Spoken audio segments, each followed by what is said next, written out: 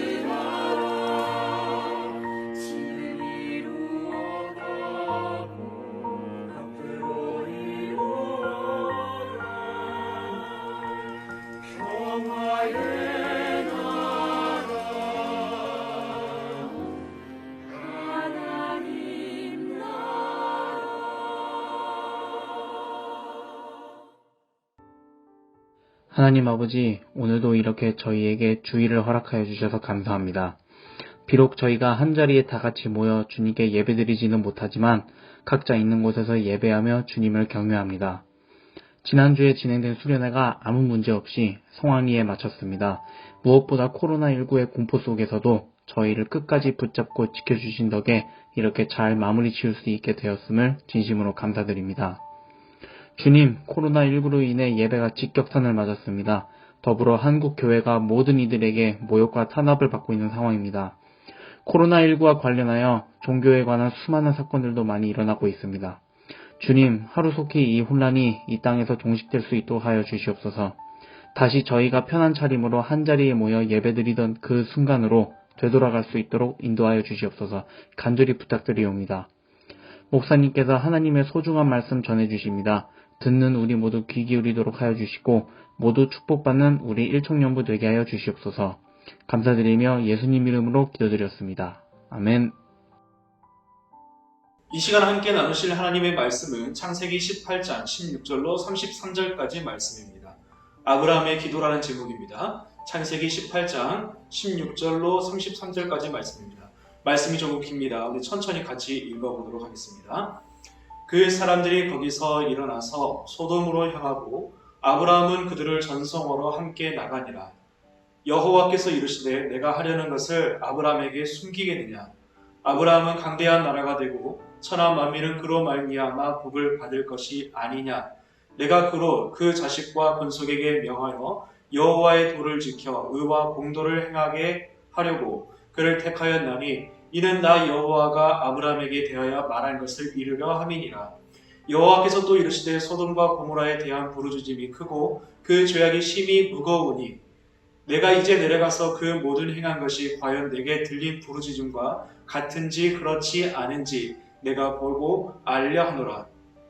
그 사람들이 거기서 떠나 소돔으로 향하여 가고 아브라함은 여호와 앞에 그대로 섰더니 아브라함이 가까이 나와 이르되 주께서 의인과 악인을 함께 멸하려 하시나이까.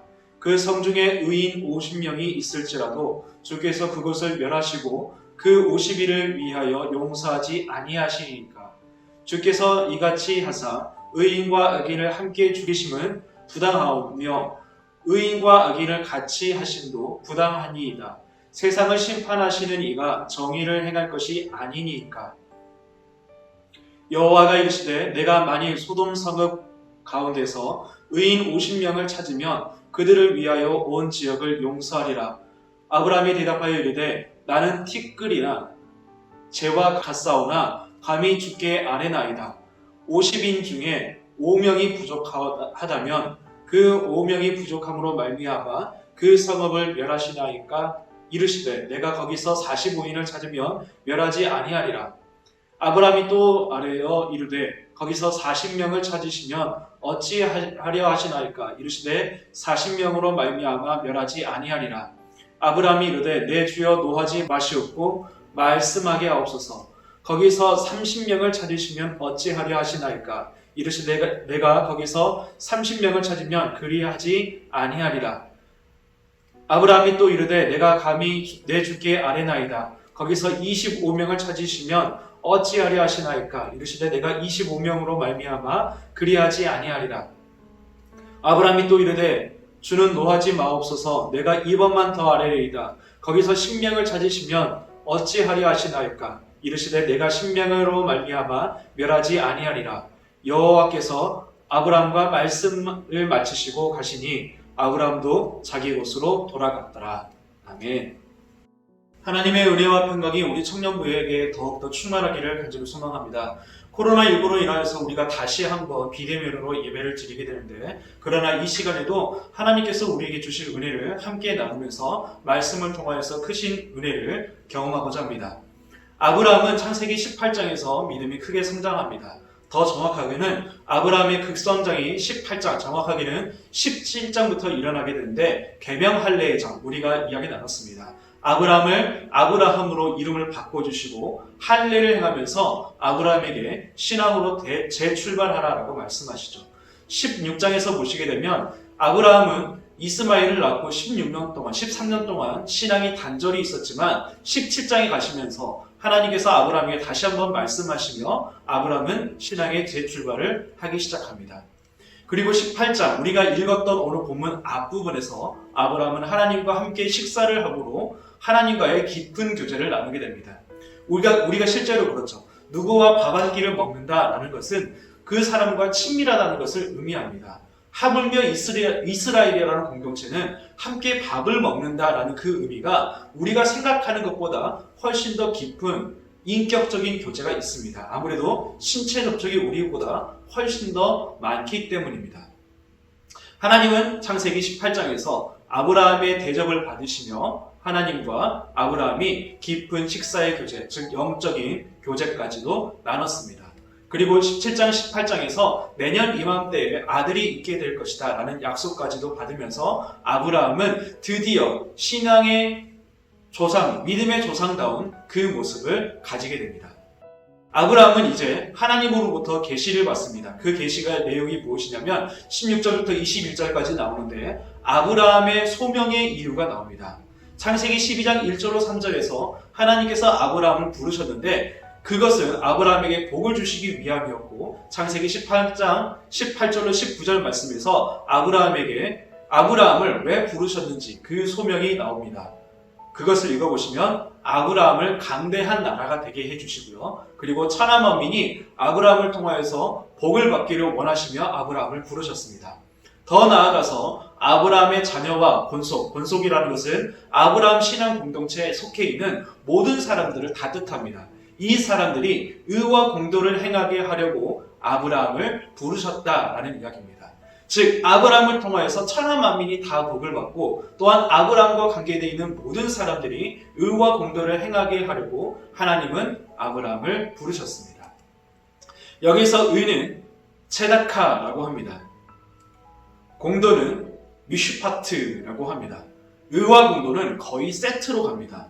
영어로 보시게 되면 의는 righteousness 그리고 공도는 judgment 있는데 큰 차이가 없어 보이기는 합니다. 의는 히브리어에서 하나님을 닮은 속성을 이야기할 때 의라고 이야기를 합니다. 즉 어떤 사람이 의롭다, 어떤 사람이 의인이다 라고 할 때는 우리가 생각하기에 착한 사람이 아니라 하나님을 잘 믿고 하나님께 속한 사람이 의인입니다. 반대로 악인이라는 것은 하나님을 믿지 않는 사람, 아무리 착한 사람이라고 하더라도 하나님을 믿지 않는 사람은 악인입니다. 대표적으로 시편 1편을 보시게 되면 그 의인과 악인이 어떤 사람인지, 의인과 복 있는 사람이 어떤 것인지 잘 설명되어 있습니다. 미슈파트, 공도는 이 의를 가지고 이 세상을 다스려 나가는 것을 이야기합니다. 즉 하나님의 체다카를 이 세상에 실현하는 것이 공도입니다. 그래서 의와 공도는 거의 세트로 나간다. 하나님의 의를, 하나님을 닮은 속성을 이 세상에서 실행하고 이 세상에서 하기 위해서 하나님께서는 아브라함을 부르셨다라는 이야기입니다. 아브라함은 이제 기도를 합니다. 소돔과 고모라를 위한 기도인데요. 우리가 조금 주의 깊게 생각해 봤으면 좋겠습니다. 아브라함은 조카 롯을 위해서 기도했을까요? 아브라함은 조카 롯을 위해서 기도했을 수도 있지만 더 궁극적인 것을 찾아보게 되면 아브라함은 조카 롯을 위해서 기도하지 않았습니다. 하나님의 정의의 심판에 그 정당함을 호소한 것입니다. 창세기 18장 23절 말씀을 보시게 되면 그게 나와 있는데 하나님께서 의인과 악인을 함께 멸하시는 것이 정당합니까? 마땅합니까? 라고 이야기합니다. 아까 말씀드렸습니다. 의인은 하나님을 믿는 사람입니다. 악인은 아무리 착하다고 하더라도 하나님을 믿지 않는 사람을 뜻합니다. 하나님께서 하나님을 믿는 사람과 믿지 않는 사람을 똑같이 심판하는 것이 마땅합니까? 라고 아브라함이 이야기합니다. 이 이야기를 우리에게 적용해 보면 이렇습니다. 우리는 현재 지금 예수 그리스도를 믿고 교회 공동체를 이루면서 살고 있습니다. 하나님께서 마지막 날에 이 세상을 심판하실 때 예수 그리스도를 믿든지 믿지 않든지 모두 다 똑같이 지옥에 던지신다고 한다면 우리가 하나님 앞에 하나님 이 심판이 정당한 것입니까? 마땅한 것입니까? 라고 따질 수 있겠죠. 아브라함이 호소한 것은 이겁니다. 조카 롯을 위해서, 조카 롯을 하나님께서 거기서 건져주시옵소서 라고 기도한 것이 아니라 그의 진짜 기도는 하나님께서 하나님을 믿는 사람과 믿지 않는 사람을 똑같이 지옥불에 던지시는 것이 가능합니까? 라고 이야기합니다. 성경에서 의인과 악인에 대해서 계속해서 말씀을 드렸죠. 하나님을 믿는 사람과 믿지 않는 사람. 그런데 우리가 가만히 생각해 봐야 할 점은 아브라함은 왜 10명에서 그 기도를 멈췄느냐라는 것입니다. 아브라함이 조금 더 숫자를 줄여서 5명이라든지 예를 들면 1명만 있어도 하나님께서 그것을 멸하시려고 합니까? 라고 물어봤다면 하나님께서 뭐라고 대답하셨을까요? 아브라함은 처음에는 50명을 부릅니다. 아무리 숫자를 세보니까 부족한 것 같습니다. 45명 또 줄어듭니다. 40명, 30명, 20명, 10명까지 줄어듭니다. 그리고 10명에서 그의 기도는 멈춥니다. 아브라함이 조금 더 기도해서 10명 이하로 숫자를 내렸다라고 한다면 어떻게 됐을까요? 아브라함은 10명까지밖에 구하지 않았던 이유가 있습니다. 이스라엘에서 사회의 구성원을 이루는 그 최소 단위는 10명입니다. 무슨 이야기냐면 이 공동체를 이루고 있다. 하나의 공동체를 이루고 있다라고 할 때 남자 성인 20세 이상의 남자가 10명이 될 때 하나의 공동체를 이룬다라고 합니다. 실제로 지금도요. 이스라엘에서는 유대인들이 10명이 모여야만, 남자 10명이 모여야만 공식적인 회당이 된다고 합니다. 10명 밑으로 가게 되면 그냥 기도처가 되는 겁니다. 사도행전 16장에서 바울이 빌립보에 갔었을 때 회당을 찾지 못했고 며칠 후에 기도하는 곳을 찾았던 이유가 무엇이냐면 거기에는 유대인들이 없었기 때문입니다. 10명도 없었기 때문입니다. 또한 지금 유대인들은 10명이 모여야만 여호와 이름을 부르며 기도할 수 있다라고 합니다. 즉 이스라엘 사람들의 생각은 10명은 한 사회의 최소 구성 단위입니다. 아브라함은 그래서 딱 10명까지밖에 구하지 않았던 겁니다. 소돔과 고모라는 그래도 큰 성이기 때문에 그래도 최소한 하나님을 믿는 사람은 10명 정도는 되겠지. 10명 이하로는 더 구하지 않았던 것이죠. 그런데요, 중요한 것이 있습니다. 과연 하나님께서 소돔과 고모라에 의인 10명이 없어서 멸망시키셨던 것일까요? 예레미야 5장 1절 말씀을 보시게 되면 하나님께서 예루살렘 성을 멸망하셨던 이유를 보게 되면 의인 한 사람이 없어서 멸망시키겠다라고 이야기합니다.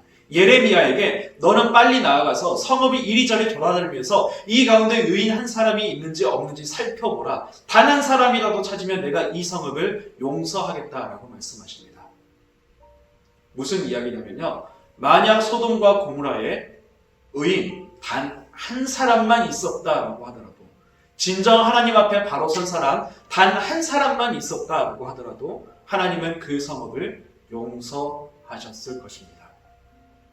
마찬가지입니다. 오늘날 우리 한국 사회를 한번 생각해 보기로 소망합니다.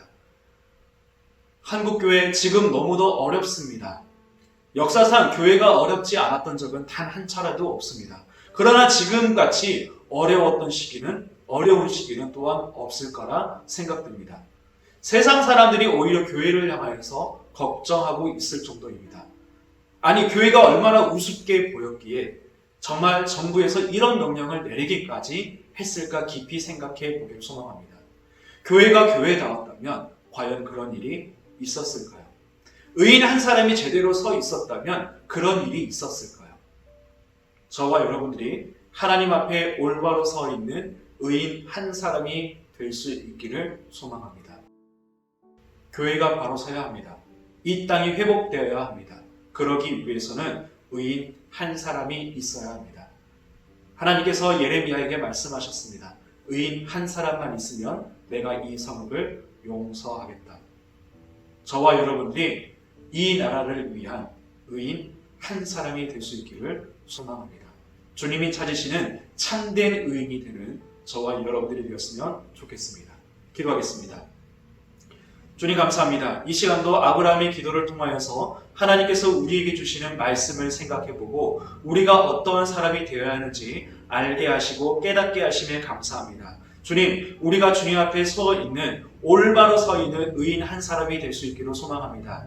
하나님, 한국교회가 너무도 어렵습니다. 하나님, 회복이 필요합니다. 이 나라가, 이 땅이 회복이 필요합니다. 그러기 위하여서는 하나님께서 찾으시는 의인 한 사람이 바로 우리가 되어야 할 줄 믿습니다. 하나님께서 찾으시는 의인 한 사람이 되는 우리 모두가 될 수 있도록 도와주시고 우리가 더욱더 깨어서 이 나라와 민족을 위하여서 더욱더 부르짖고 기도하는 우리 모두가 될 수 있도록 도와주시옵소서. 하나님, 이 땅을 속히 회복시켜 주시옵소서. 코로나19로 인해서 우리가 얼마나 많이 힘들고 또한 앞으로 얼마나 더 어려워야 하는지 우리가 알 수 없습니다. 주님, 속히 하나님의 역사가 일어날 수 있도록 도와주셔서 코로나19가 이 땅 가운데 빨리 물러날 수 있도록 도와주시고 우리가 자유롭게 주님의 이름을 부르며 예배하며 또한 주님 앞에 영광 올려드릴 수 있는 그 날을 속히 허락하여 주시옵소서. 이 일을 위하여서 우리가 더욱더 깨어서 기도하는 의인 한 사람이 되는 저희들이 될 수 있도록 도와주시옵소서.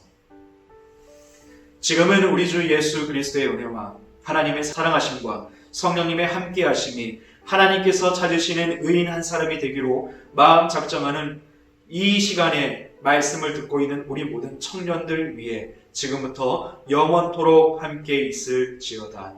아멘.